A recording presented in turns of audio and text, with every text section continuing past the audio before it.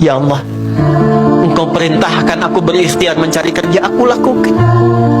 Engkau perintahkan mengeluarkan keringatku dengan cara yang halal, aku kerjakan ya Allah.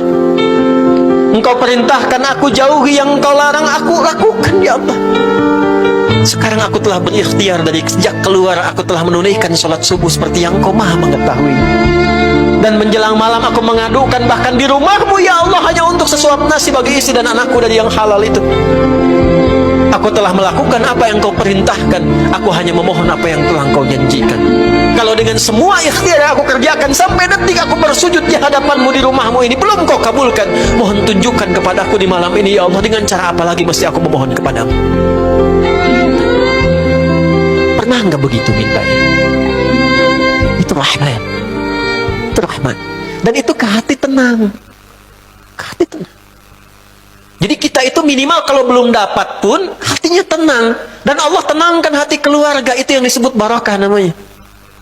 Makanya ikhwan, banyak teman-teman kita dulu orang-orang saleh sejak zaman sahabat, itu kalau pulang kerja rata-rata mampir ke masjid. Dan selalu terjadi keajaiban ketika pulang. Masjid itu tempat paling menetralkan ketenangan dalam kehidupan. Anda nggak percaya silahkan, saya aja mau ke sini macetnya luar biasa. Tapi begitu masuk masjid belum sholat udah tenang. Sehingga kalau antum macet jangan langsung ke rumah. Kalau mampir ke masjid nanti oleh Allah diganti keadaan hatinya. Jadi yang dibawa ke rumah itu bukan aura kantor yang banyak pekerjaan, bukan aura di jalan yang banyak pertentangan. Anda itu direktur di rumah sebagai ayah, di kantor direktur sebagai pimpinan. Jadi kalau pulang ke rumah jadi ayah bukan jadi pimpinan. Perusahaan selesai, saat keluar meninggalkan perusahaan selesai. Pak rektor menjadi rektor di kampus, keluar gerbang kampus selesai. Ya, semua pimpinan selesai. Tapi kan nyampe rumah itu ayah yang ditunggu. Saya itu kiai, ustadz, ini saat ngajar sekarang, nyampe rumah nggak ada yang kenal saya kecuali seorang ayah. Ini sampai sekarang anak saya belum pernah ya seumur-umur saya pulang dipanggil Ustadz, Kiai pulang, nggak ada, Buya. Dan masya Allah, teman-teman yang ngantar tadi itu sampai yang di sini nemani Bandung tahu itu Pak, anak saya itu yang kecil sampai dia bikin gambar ketika disampaikan ibunya. Kami membiasakan kalau saya pergi ibunya cerita tentang pekerjaan saya. Buya mengajar supaya Allah senang. Kalau Allah senang nanti kakak, adik semua itu disukai Allah, nanti apa yang diminta Allah berikan. Kasihnya lewat bunda. Tapi karena Buya mengerjakan apa yang Allah minta. Nanti kalau saya pulang saya cerita tentang ibunya.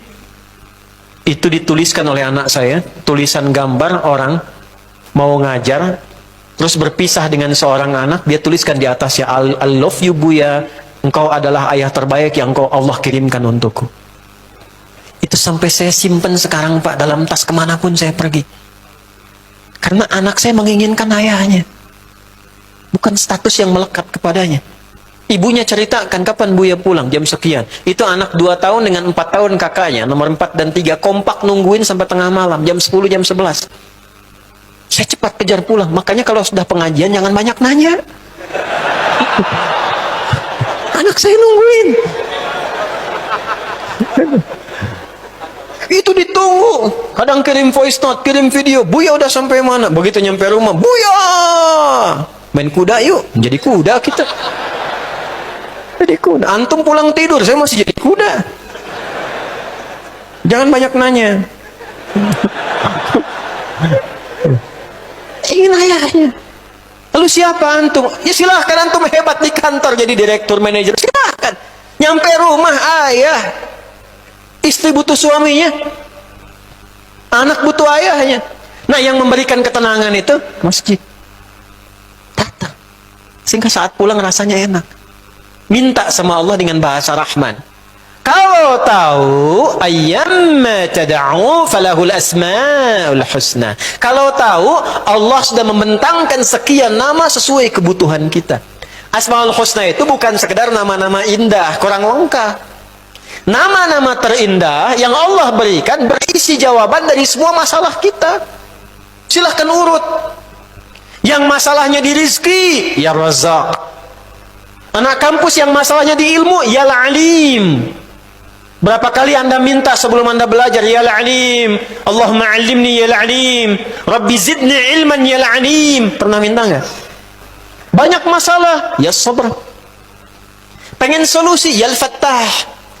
Nabi Zakaria dibatasi oleh manusia, nggak mungkin, ini terbatas, istrimu ini begini, engkau sudah sepuh, fisiknya sudah letih, rambut memutih, nggak mungkin, mustahil.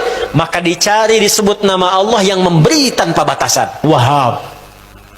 Dimintakan habli. Makanya di Quran surah Ali Imran ayat 38 kalimatnya pakai hab. Hunalika da'a Zakaria rabbah qala rabbi habli.